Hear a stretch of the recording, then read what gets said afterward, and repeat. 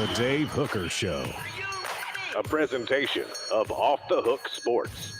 Objective insight, expertise, top guests. Available on YouTube, Apple, Spotify, and the Off the Hook Sports app. Download now for free. Also available on offthehooksports.com. I compute and obey. Now to Dave Hooker. Ready. Well, despite some of the rumors that perhaps I was incarcerated or going to rehab or whatever, it was just a vacation. Hello, everyone. He is Caleb Calhoun. I'm Dave Hooker, and we're off and rolling. And this, to me, is in a lot of ways the beginning of football season because we'll have coverage of SEC Media Days. We're going to start to get selections of Tennessee players and other SEC players that will go to SEC Media Days. And then about a week later, you'll have practice starting. So this is the exciting time of year and excited to be back. It was my last family vacation, Caleb, with kids still in the house. So a little emotional today. If I tear up, that's my fault. That's on me, Caleb. So, but first of all, thank you for filling in, you and Caleb Giroux and Josh Ward and the crew. I certainly appreciate it. I did get a little bit of sun. What do you think? Well, so I took bets with everybody that came on last week over how red we thought you'd be when you got back. And you're not as red as we thought, believe it or not, or at least as I thought. So you almost look tan. Look at you. I do. I'm a weird ginger. And by the way, we bumped into some people and they just said randomly to my wife, "Are you with that blonde-haired guy?" I'm like, "What? I've got red hair."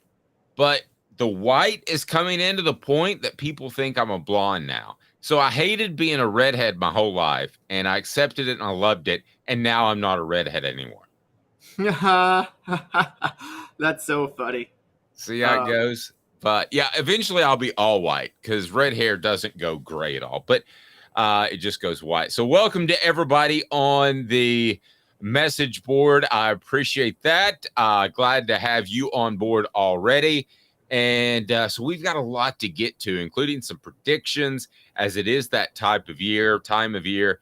And some people not as high on Josh Heupel as I thought, which surprises me a little bit. And some people questioning his offense as well. So let's go ahead and get started with that. Right now, it is time for today's tough question, and it has to deal with Tennessee's explosive offense. Will they be explosive or not? Here we go. Today's tough question. Take a side. Take a stand. The Dave Hooker Show. A presentation of offthehooksports.com. All right, so the Vols get some kudos. By the way, if you could hit that like and subscribe button, we greatly appreciate that. The Vols get some kudos as far as being one of the top 12 offenses in the nation. Caleb, that's pretty strong to me on face value for having a new quarterback at the helm. Not new, but you know what I mean. What did you think of them being in the top 12? I'm not surprised, but it's reaffirmation to me that Tennessee's considered one of the elite offenses after all they lost from last year. Yes, this is considered one of the top 12 explosive offenses in college football, and Tennessee being on the list does stand out. And it stands out in the article. This is by our man Brad Crawford 247. Dave, I don't know if you know, I gave the guy a hard time last week because he wrote some things that just had to criticize heavily. But this one is a good one. And what's brought up is Tennessee it's kind of underrated because yes, they lost Hendon Hooker. Yes, they lost Princeton Fant. Yes, they lost their top two receivers and Darnell Wright. But on paper, they returned 8 guys that technically started a game last year on the offense. So yes, they lost Princeton Fant, but they returned a starter at tight end at Jacob Warren. So theoretically, they returned 8 of 11 starters, if you really think about it. And when you really consider the fact that Cedric Tillman was barely a starter last year anyway, they returned both wideouts. So I thought about that, and the experience is there to suggest the offense should really pick up where it left off, honestly. And Joe Milton's the big question, obviously. I think who replaces Darnell Wright at right tackle is a bigger question, but I still think Joe Milton is a pretty big one. But outside of those two issues, Darnell Wright and Joe Milton, I don't think there's a question about this offense this year. Really, other than Darnell Wright, if you want to phrase it like that, I don't have a big question. And here's the other thing. You don't have a Will Anderson that you're going to play this year that you've got to stop. I don't know that there's an elite defensive end on Tennessee's schedule like a Will Anderson and like the kid from LSU. So, yeah, I think the Darnell Wright is a significant loss. There's no question about it. But I think they can survive that. And I think they will survive that. I think what you're seeing about Tennessee getting named one of the 12 most explosive offenses, and I want to go through the list, it's one of two things. One, people really respect Josh Heupel and his offensive direction. Or two, it's people that were late to the party, right? So last year they thought Tennessee was going to be like a 6-6 team, and they were better. So now they don't want to be late to the party again. So you're going to see more of this. Who are some of the offenses rated ahead of them? And I'm curious, is top 12 too low? And hello, everyone, to the message board. And by the way, my bell did get posted. I did get out of prison there in beautiful, where was I? Panama City. Go ahead.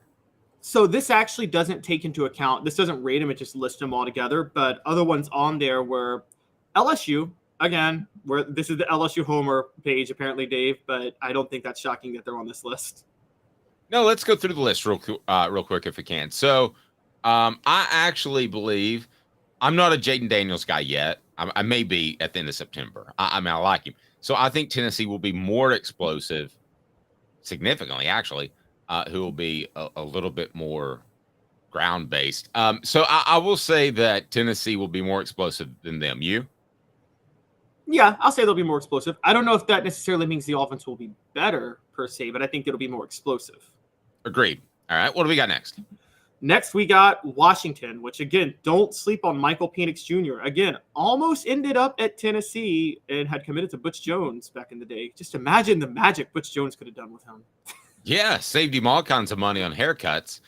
I think they'll be more explosive than Washington.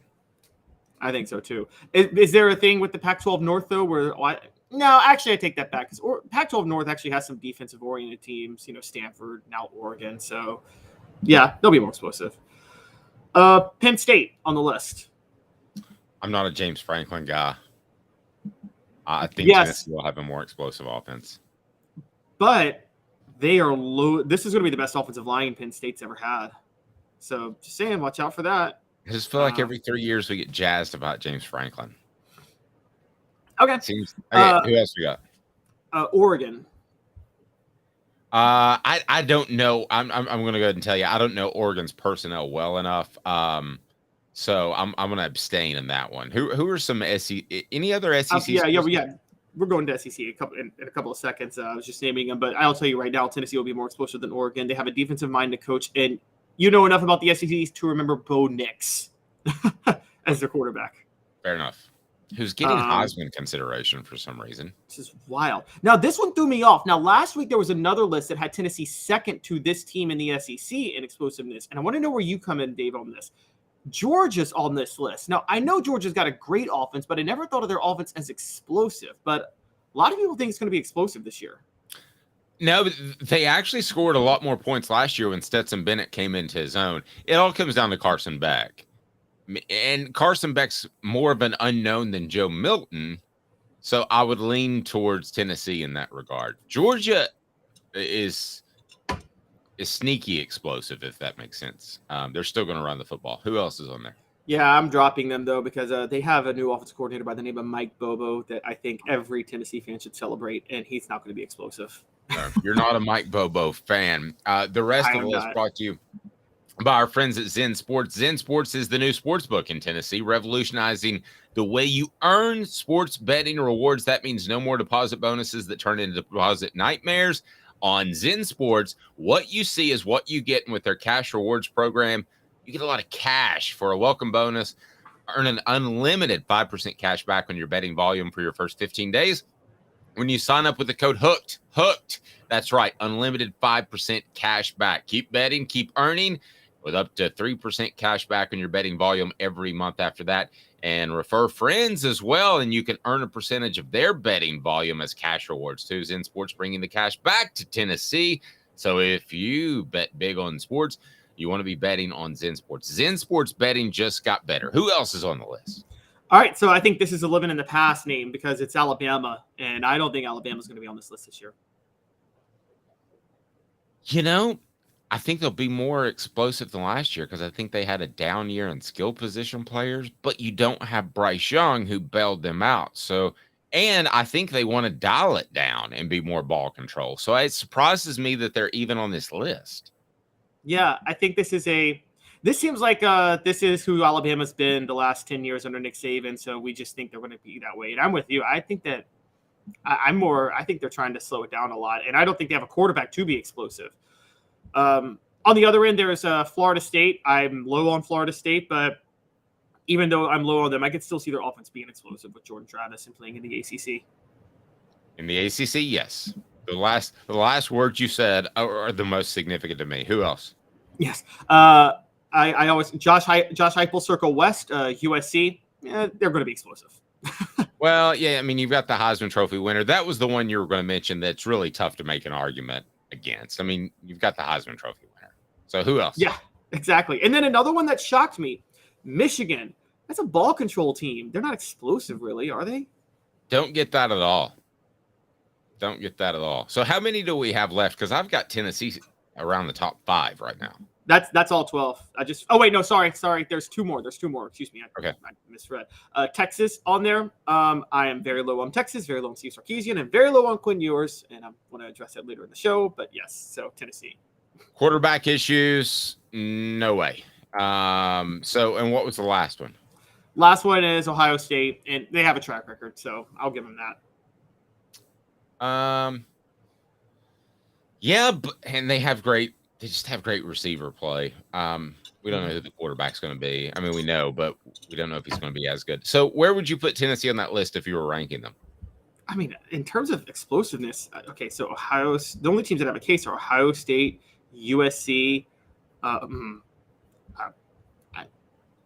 That's it. And maybe LSU, depending on what system they run. I got Tennessee at either 3rd or 4th on the list of those 12. I did too. I think they're a solid top 5. It would surprise me at the end of the season because listen, if Joe Milton doesn't pan out, they're going to make the move to Nico. Now, I don't think that's going to happen. You guys can jump on me on the message board if you want to as a Joe Milton hater, but I don't think that's going to happen. But I don't think Josh Heupel would be scared to pull the trigger whatsoever. So there we go. So Tennessee should have one of the top 5 most explosive offenses in the nation this upcoming season. Why? Because of a group of receivers that we think is pretty good, but actually not getting a lot of respect. Tennessee not in the top 10. Their receiving core for 2023. What the H? What the? What was he thinking? Release the hounds. The Dave Hooker Show. Keep cool. A presentation of offthehooksports.com.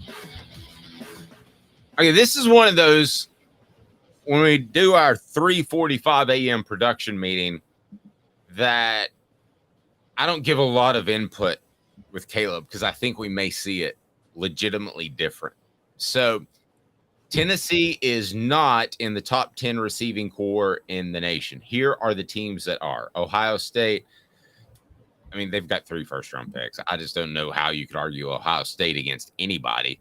The Texas Longhorns. Then you have Washington. You have Georgia. You have Florida State. You have USC. You have Oregon. You then have LSU. You have Texas A&M, and lastly, you have Alabama. I'm going to make the argument right now because I have a feeling you're going to go the other way. I don't think Tennessee should be in the top 10. And because we know that Dante Thornton has ability, has proven it. but does he make the transition? You're more likely to make the transition as a transfer than you were 20 years ago, right? But still, there is that question. Squirrel White, could he have a sophomore slump? I think Brew McCoy is the most talented receiver, if not player, on this team in terms of NFL ability. But let's see. He's yet to do it. He has an off season. So I would kind of have, if I were writing this list, I would have an asterisk next to Tennessee. And I would say if every one of their ifs come through, and if Squirrel White is as good as we think, if Dante Thornton is as good as we think, if Brew McCoy comes into his own. But I don't have a problem with them not being on the top 10 list. I think they will be a top 5 sort of wide receiver group at the end of the year. But when you lose 2 guys to the NFL in Jalen Hyatt and Cedric Tillman, it's not a great surprise to me that they're not in the top 10. You? I can't be upset at the list because Pro Football Focus isn't some, they don't kowtow to narratives. They do an analytical approach. I mean, they grade these receivers and they give them grades and things like that. And so this isn't based on any, we don't think Tennessee's there. No, this is based on actual numbers and raw data that puts Tennessee out of the top 10. And by the way, when you were all, PFF is just throwing us massive curveballs. Not only does Tennessee not have a top 10 wide receiver unit, according to PFF, but they have the highest graded returning safety in all of football. So maybe the secondary will be Tennessee's strength this year. I'm kidding, but switch up for sure. Yeah, Wesley Walker was the highest graded returning safety, but yeah, it's in the SEC. That is. I still think this is going to be top 10 though, and I don't blame Pro Football Focus for not putting it in there. But based on projections, I don't think we can debate this is going to be a top. I think it's hard to argue this is going to be top 10. Okay, yes, they lose the Biletnikoff Award winner. Fine. I don't really count Cedric Tillman as a loss. Brew McCoy and Ramel Keaton were the starters for most of the year last year at wideout. So I think that Brew McCoy and Ramel Keaton they returned their go-to wideouts on both sides. Squirrel White proved more than enough in plenty of games last year. And Dante Thornton, I disagree with you about the transition. Now, I think the transition is actually harder for a receiver than a quarterback in Josh Heupel's system. I still think it's a pretty easy transition, though. I mean, you're just schemed to run bare a lot of times and get wide open down the sideline. I mean, as long as you got speed, which he's got, I don't think there's a lot of stuff to learn in Josh Heupel's system at receiver. No, I agree. It's a reading safety sort of thing. It's not terribly difficult. Travis says, I want to put this up on the board because this is kind of a controversial take, but it's absolutely true. After Pitt, Tillman was inconsequential. That's very true. He was injured for most of the season. Hyatt was overrated. The receiver crew is way better this year. That's a bold statement, but one that I'm not going to disagree with because in that slot position, you expect somebody to get wide open like Jalen Hyatt did last year, don't you? Yeah, I mean, absolutely. That's the scheme. Do they have so Hyatt is not as quick on the 40 time, like right off the jump, but would you say like his long distance, his acceleration at like 30, 40 yards, that's where he started to beat guys there. Can other slot receivers do that? That's where the question comes into play because Hyatt was so good at winning the distance runs. Yeah, that is a very good question. Does he turn? I mean, do they have a guy who turns the 20s into 50s? I don't know, but it also wouldn't be the worst thing in the world if they had a guy who's ultra quick, like a Squirrel White, that is able to keep moving the chains. But don't you think Dante Thornton can be similar?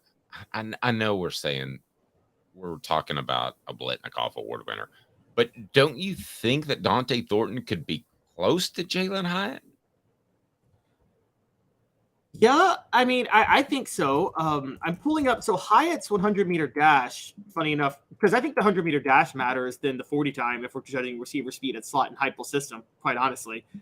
And Hyatt's 100-meter dash is 10.46. I'm pulling up Thornton's best 100-meter dash, and there's not – okay, see, this is the thing. It's reportedly just over 11, which is still fast. Oh, sorry, this is a different Dante Thornton. Excuse me. his Dante. No, this is it. This is it. The same Dante Thornton. Okay, yeah, it's just over 11. So, and Squirrel White's is like 10.68. So Hyatt has the fastest 100-meter dash of these guys, and 100-meter dash matters more than the 40 time in terms of getting open down the field. So it's hard to know if they can do it. Now, Thornton doesn't have to be as fast in the slot because he's got a size advantage. I mean, who's going to guard him one-on-one? I don't know. Another take from the message board where Rocky Top Tom said Hyatt isn't overrated. He fit the system like a hand in glove. That's not being overrated. That's perfectly fitting the system and excelling in it. I jive with that too. I think you're both right, but I think there are other people that can do that. It's kind of like a running back in the NFL. I think there are other people that can step in and do that. What Hyatt did last year. I'm not saying he's going to break every sort of record, and I think it's going to be split. I made a couple of phone calls over vacation. I think it's going to be a little split between Hyatt and Squirrel and Thornton. So I don't think that you're going to have a situation in which Hyatt's just kind of the guy, and he had to be the guy last year. But that surprises me that Jalen Hyatt's, and you said his 100-meter was what again? It was 10.46, I believe, which was much faster than Thornton's or Squirrel White's. Squirrel White's was, I think, 10.68, and Thornton's was 11.02. Yeah, but right now, if you had to pick between Squirrel White and Dante Thornton in this offense, who would you take? That's a whole different question, isn't it? I was driving the Dante Thornton train the whole time, and then spring practice happened, and it looked like Squirrel White did not give up his position at all. And so I can't really knock Squirrel White at that point. So at this point, I'm going Squirrel White. And Dante Thornton, that's not incredibly fast. You know how fast Fred White ran when he came to UT as a cornerback, not a safety? 40 time or 100 meter? 100 meter. I'm going to go, I don't know. What is it? I have no idea. I don't want to disrespect Fred White by saying it wrong. So I know. Don't call him an overachiever either. 10.2. So 10 point. That's faster than Jalen Hyatt's. Yeah, he was winning like track events all over the country. I don't know. A lot of people don't think of Fred like that. Could you imagine him as a receiver? I mean, just like throw it down the field and he's going to catch it. I mean, him in this system playing receiver would be incredible. So it's funny you bring this up about receiver, though. So I'm curious. In Josh Heupel's system, is receiver truly like running back? So, for instance, if this is an NFL team and Josh Heupel's your NFL coach, does a receiver carry the same value as a running back in the sense, the best value deals you can do is trade a running back for a lot of draft picks in the NFL?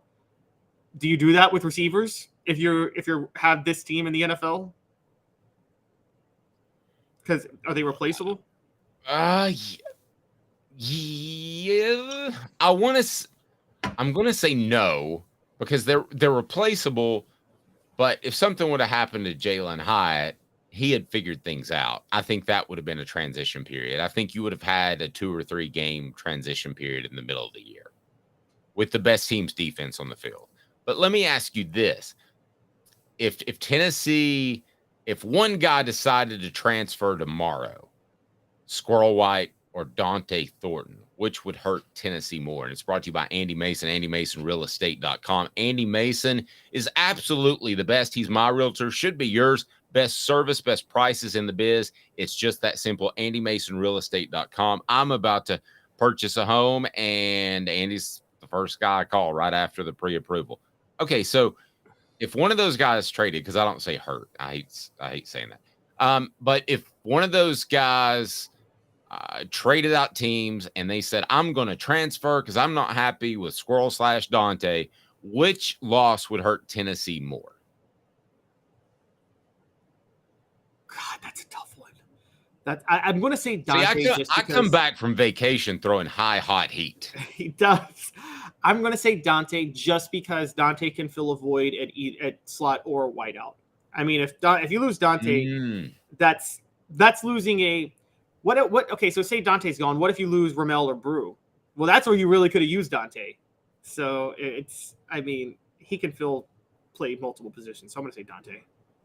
Okay, well, you kind of changed my mind on the fly. But my argument for Squirrel would be this, is that I like his shiftiness. at that slot receiver position. I think he's going to move some chains. I also think he's going to do some end around things. I think he'll do some other creative things. I think he'll do some little slip screens that maybe he's better equipped to do than Dante Thornton. So I will say Squirrel White, but the ability to play multiple positions certainly gives me pause for thought. No question about that. So totally random. Yes. Oh, sorry. What were we Okay. going to say? Sure. I was going to say on a total random side, who is the last irreplaceable NFL running back? Like an NFL running back that you shouldn't trade for picks or value, that you should open the checkbook for? There's nobody. I mean, Saquon Barkley's the last great running back? I was going to go like even before that. Like, would you say maybe Barry Sanders was that?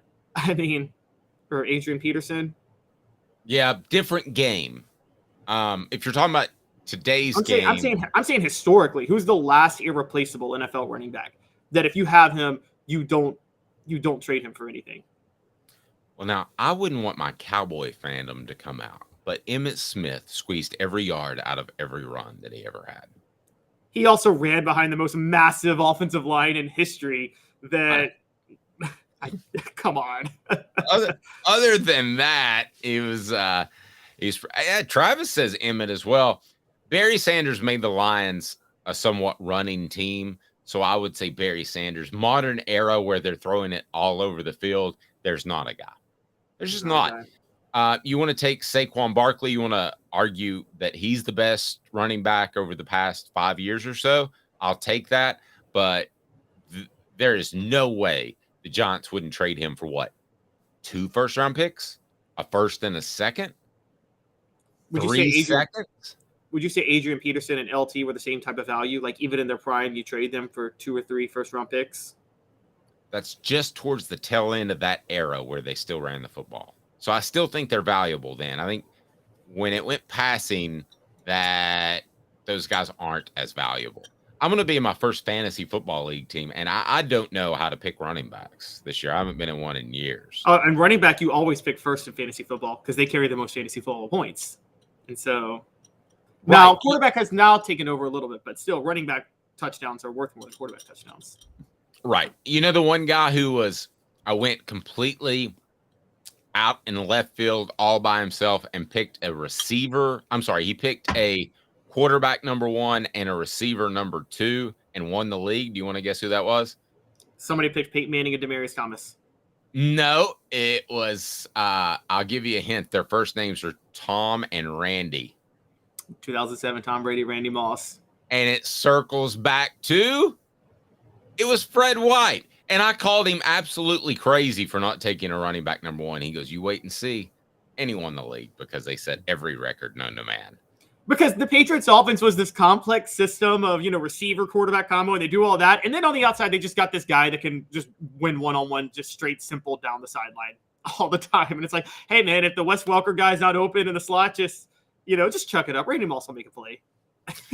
Pretty much 2 minutes, and then I'm going to tell you not only who our next Celebrate 98 guest will be, and it was incredibly entertaining. I recorded that on vacation, so it's going to drop today.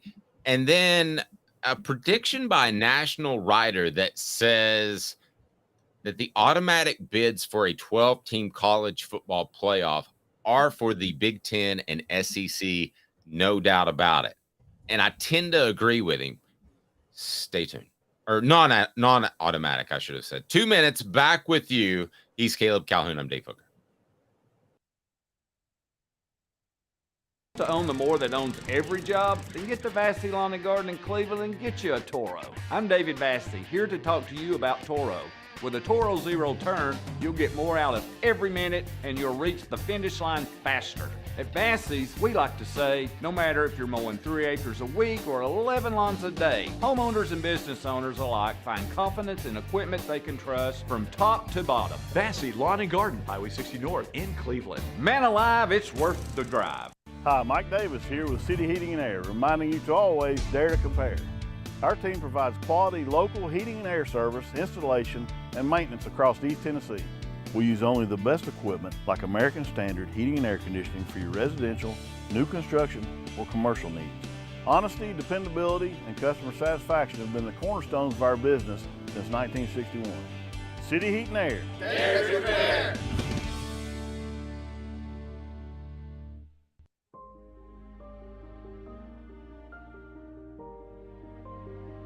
Our family has been creating one-of-a-kind pieces of jewelry in West Knoxville since 1986. Each piece is a combination of unique processes that bring your idea to life. Every day in our shop, a truly special item with a story all its own is being manufactured in our facility, bringing the history and family sentiment into a whole new generation of life. We are grateful that you chose us to be Knoxville's best jeweler, a title that we value and respect.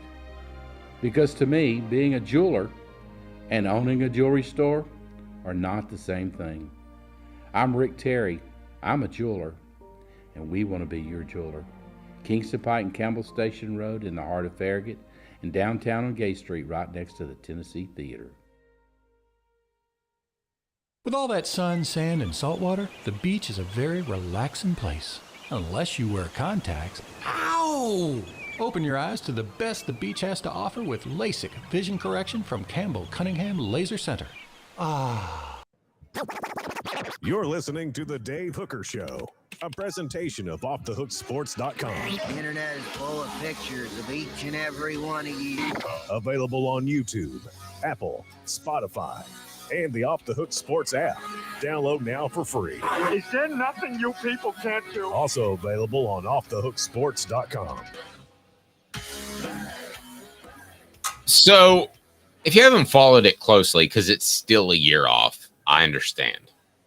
But here's how the college football playoff is going to work. 6 highest rated conference champions determined by the College Football Playoff Committee will receive automatic bids. The next 6 highest rated teams will get at-large bids. The 4 highest rated conference champions will receive buys into the quarterfinals. First round games will be played at the home stadium of the team with the better seed. Okay.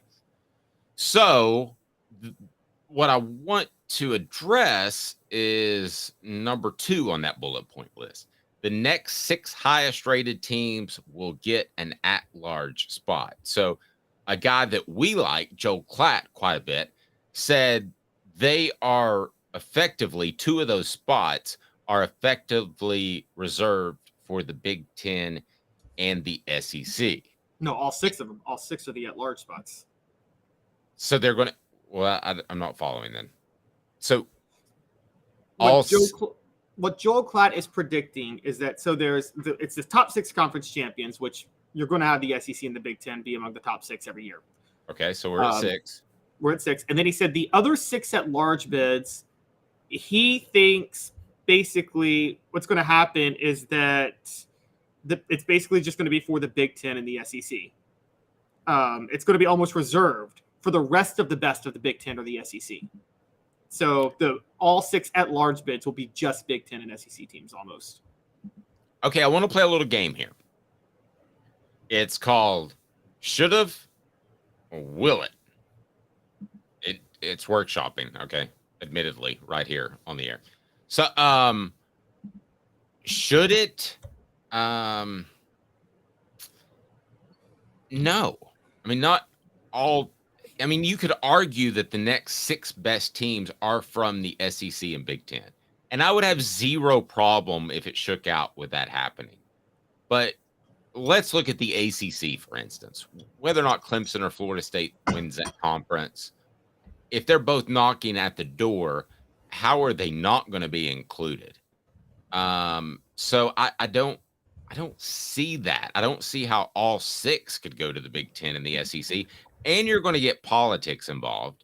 So does the ACC and Pac-12, 10, whatever they are, do they have as much pull and power as the SEC or Big Ten? Heck no. Caleb, I'm not an idiot. I don't think that's the case.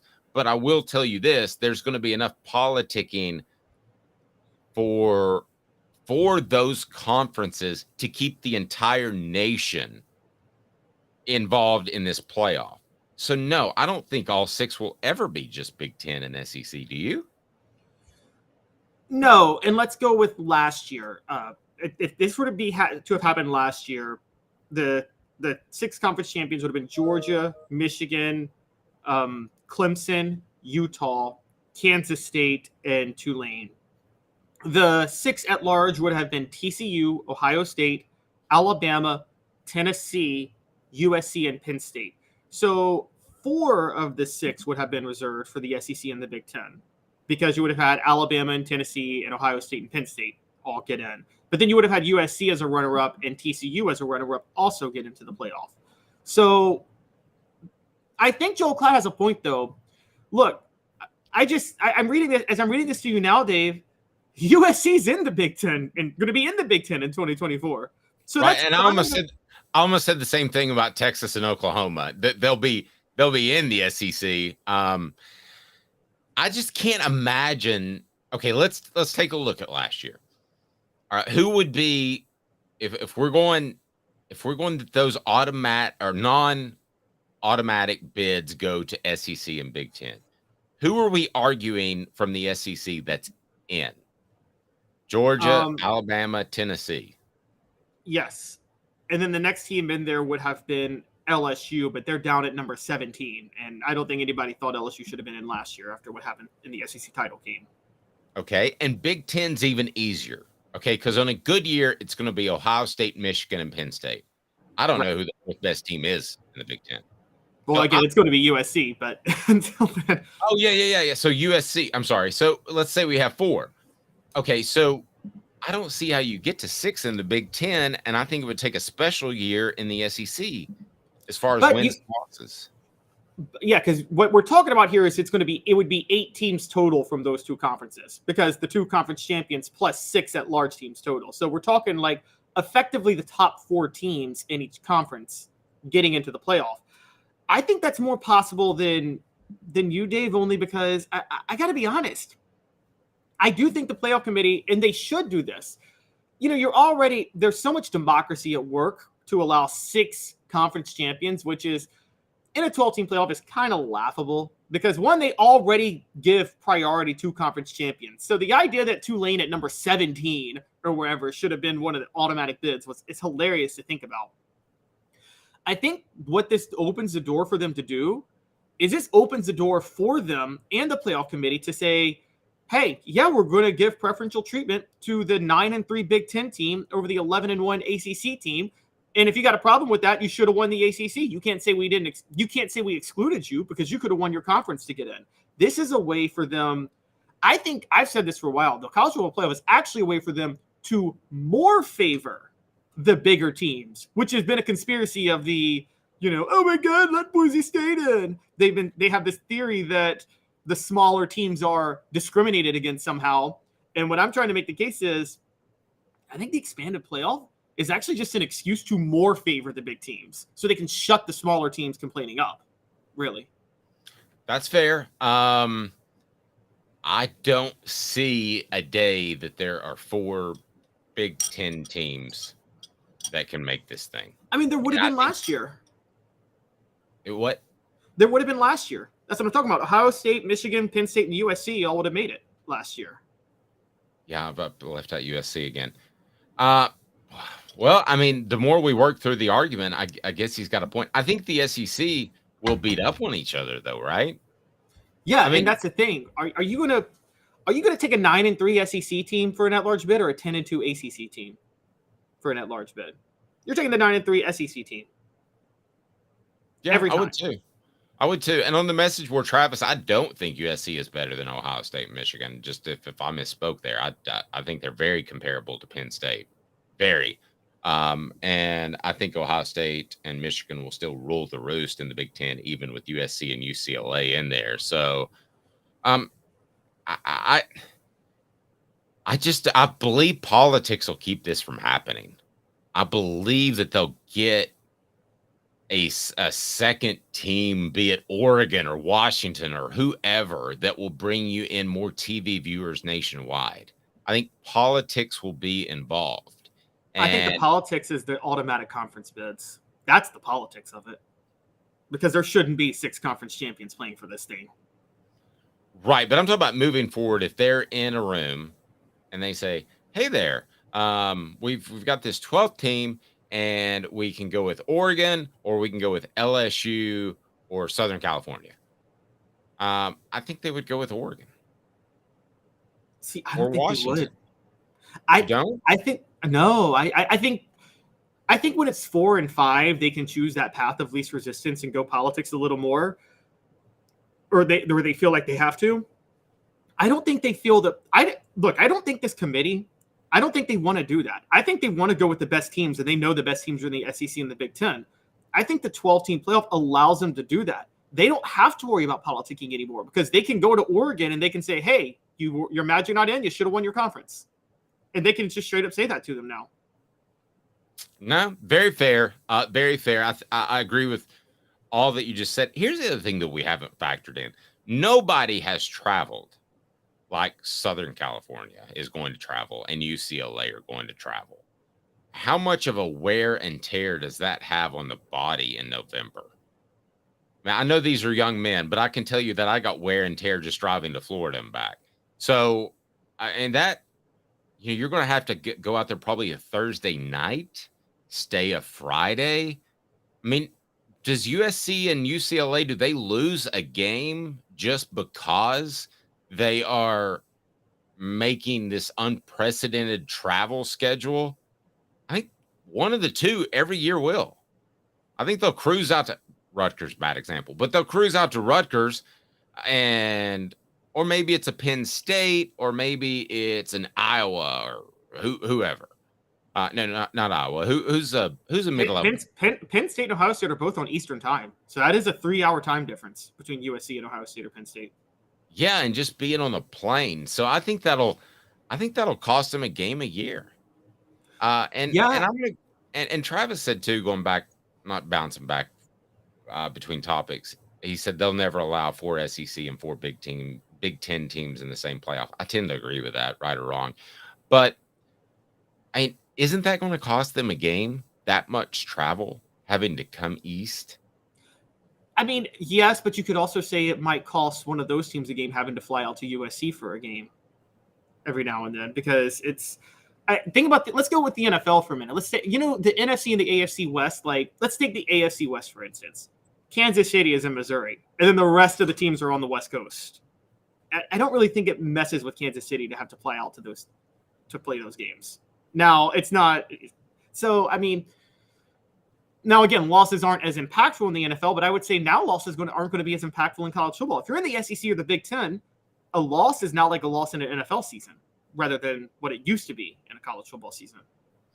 I'll say one thing. I know that every school has chartered flights, but if USC and UCLA don't have a plane that says "Fight on" or "Go Bruins" or something, so that when they fly into town, it's more marketing dollars, they're missing out on something big. They should make USC and UCLA showing up in your town a big deal, because let's face it, a lot of the Big Ten cities are really boring. So you show up and you got the camera guys and you make sure that sports information knows about this, and the camera guys are shooting and they're good to go and they're excited. And then you've created an event, not just a football game. It's funny. That's what fans hated. I will never forget during the USC raid in the mid 2000s. Your traditional SEC and Big Ten fans hated the Hollywood nature of USC, but it's like Pete Carroll was so smart. He embraced that. He knew the Hollywood aspect of USC is what would sell USC to recruits and keep the kids in California rather than going to Colorado. And do you remember that, Dave? Remember how much that annoyed SEC fans, the Hollywood love of USC? But it's like, why wouldn't they take advantage of that? You take advantage of what you have. Amen. Amen. And I think when they fly in, I would have a big red and gold plane. I don't know that UCLA is committed enough to do that, but have Snoop Dogg getting off first and shaking hands with everybody. Yep. Exactly. I'm not even joking. That's what I would do, because you need to grow your recruiting footprint. There are a lot of guys, let's face it, that are born in Pennsylvania. And if you went to them and say, you can play in the Big Ten, your parents can see you, and you can play in LA with that type of money, they're going to cruise. I mean, Southern California might never win a Big Ten title, but they're going to affect Michigan and Ohio State's recruiting. There is no question. Yeah, and USC is almost. I'm not going to go here, but they're almost a Notre Dame where they have to go national, because despite all the talent in California, Dave, you know this. California is the anti-Louisiana.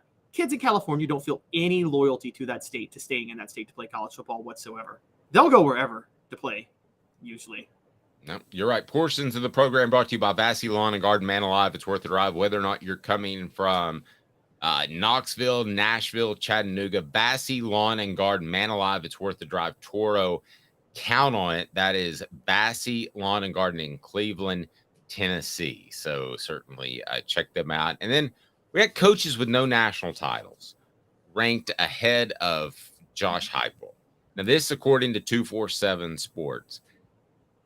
And I don't have a problem with two of the names that might surprise you.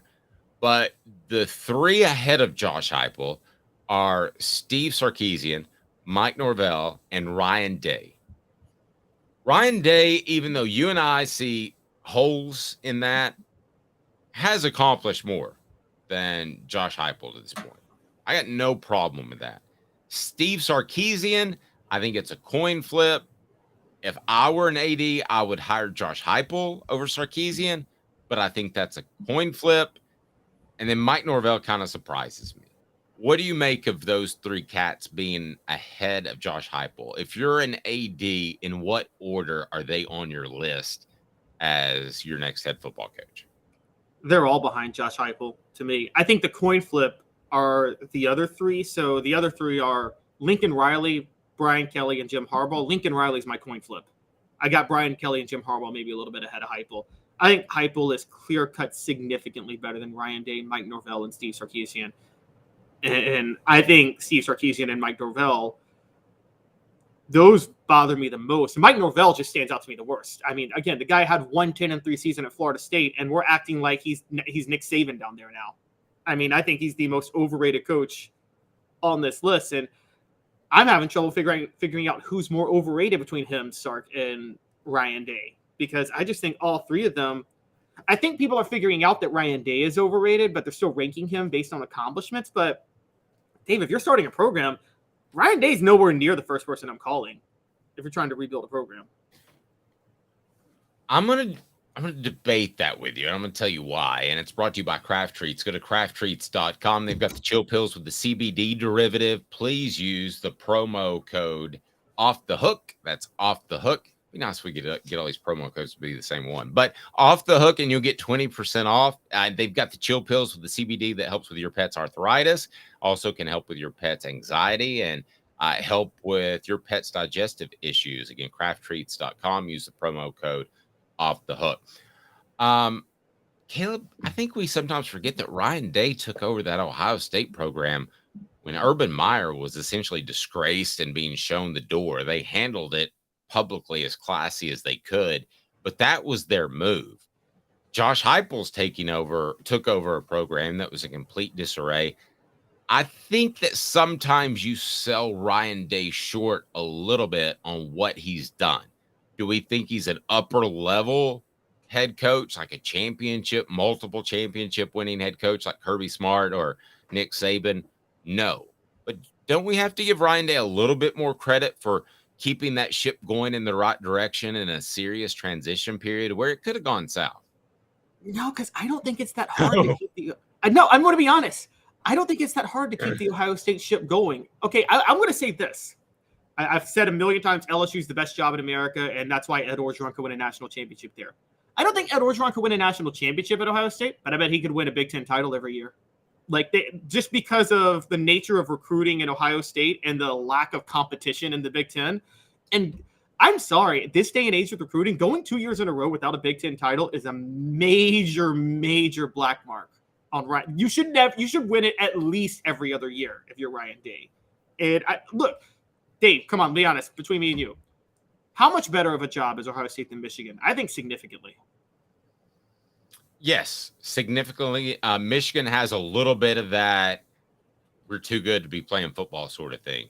And Ohio State fully accepts it in that state. And really, there are NFL teams there but I've worked with a group out of Ohio, and they're dialed into Ohio State. I'm not sure that Michigan's not split between other teams, even the Lions. And Yeah, I think Ohio State's on a significantly higher level, despite what happened last year, than Michigan as far as a football factory that can keep it going. Ohio State just has a ton of talent, Caleb, in that state. Yes, and also Detroit kids are about as loyal to Michigan as Memphis kids are to Tennessee. Quite honestly, if you know the lay of the land with recruiting up there, I mean, they don't. Inner city Detroit feels no connection to the Michigan or Michigan State schools whatsoever. They don't care. Now they might with basketball. I bet Detroit kids probably like to go play for Michigan State and Tom Izzo in basketball, but outside of that, they don't care in football, and so they'll go anywhere. And yeah, Ohio State, they go from Cleveland to Cincinnati to Columbus, and they get anybody they want anywhere in between. And I think Ohio State is, I think because of how easy a job it is, and because of the fact that you're in the Big Ten, I don't think it's that hard to win the way he's been winning. And I do think it's a major. I think it's yes. Now, to be fair, he played Alabama for the national title in 2020. That season doesn't count. That was the COVID year. I'm not counting anything that happened that year. But outside of that year, hasn't won a college football playoff game. Now, again, I'm going to give him a shout out. Josh Pate brings up a great point. Ohio State almost beat Georgia. If they almost beat Georgia this year, we're having a totally different conversation about Ryan Day. And I'll fully concede that. But I just think that, look, I think he should have done more to this point. I think Ohio State is way too easy of a job to win it. Especially given that they're in that conference. I mean, you could make an argument that LSU and Ohio State are easier, but LSU has easier to win, but LSU has the toughest schedule year in and year out. By far, bar none. They play in the SEC West. And now you can make an argument for Georgia because there is a debate between the SEC East or the Big Ten East. Because until last year, until Josh Heupel got Tennessee back, the East was really bad. But it's a little bit different now. But the question becomes Sarkisian or another question.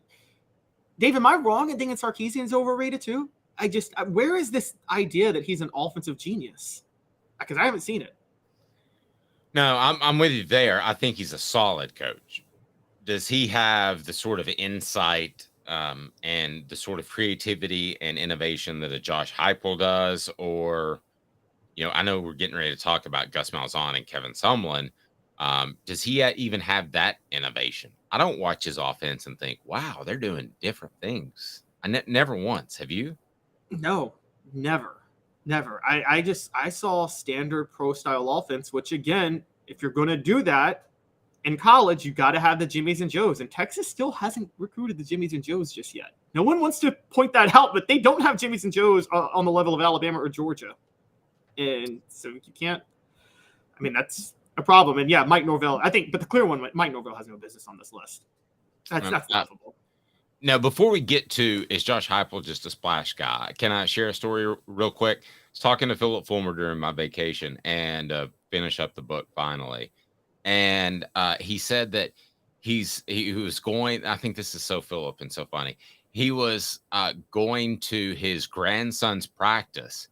And he said essentially he was making sure they don't tackle to the ground in summer. So I'm thinking to myself driving down the road, how would you like to be a coach and have Philip Fulmer standing on the sidelines and his grandson is on your team? There's no way you're not thinking he's looking over your shoulder, right? Yeah, of course he's looking exactly. Of course he's looking over your shoulder, particularly given what we know about Philip Fulmer now and what you told me. He basically towards the end of his career at coaching, he was wanting to be a CEO who still was always looking over your shoulder at the same time, wasn't he? Yes. Absolutely. And yeah, I got a chance to talk to him. And by the way, got a book coming out. I'm excited about Celebrate 98 and finishing it up. And one of the things that he told me is that they were not allowed to speak to any of the Florida State players throughout the year. And where did he learn that? Tom Osborne the year before with Nebraska, who he's always looked up to. But the last day they told them that they could just say whatever they wanted to. And they got in Florida State's face at an event. They have all these team events. It's just a great story. Hopefully I do an adequate job of telling it. 4 downs now. I mentioned Malzahn and Sumlin as I got sidetracked, but here we go. 4 downs brought to you by City Heating and Air Conditioning. 4 downs. 4 questions. 4 answers. The Dave Hooker Show. 4 Downs. A presentation of offthehooksports.com.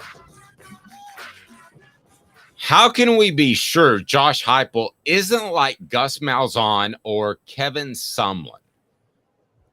What is that thumbnail sketch of those coaches? Cutting-edge offenses that have made early splashes, but eventually they see the success fade as a coach. So let's dive into that right now. What down is it, Cooper Mays?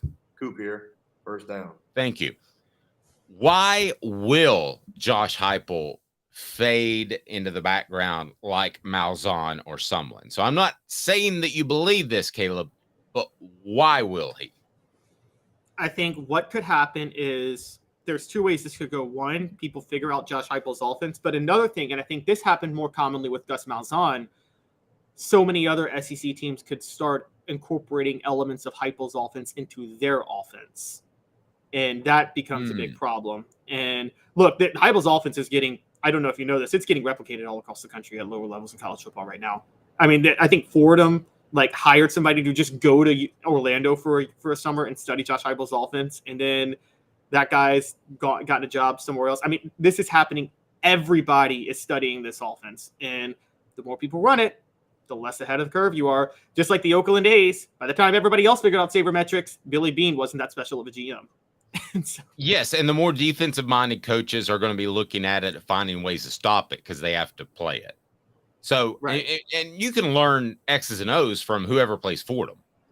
But I think you saw South Florida when they hired Alex Golish, is obviously they want to replicate it. And I think you're going to see more of that. I think any offensive coach right now, there's going to be an offensive coach on Tennessee staff, and I'm not going to name anybody because I don't really know, but I have an idea, that's going to get a Peach job one day.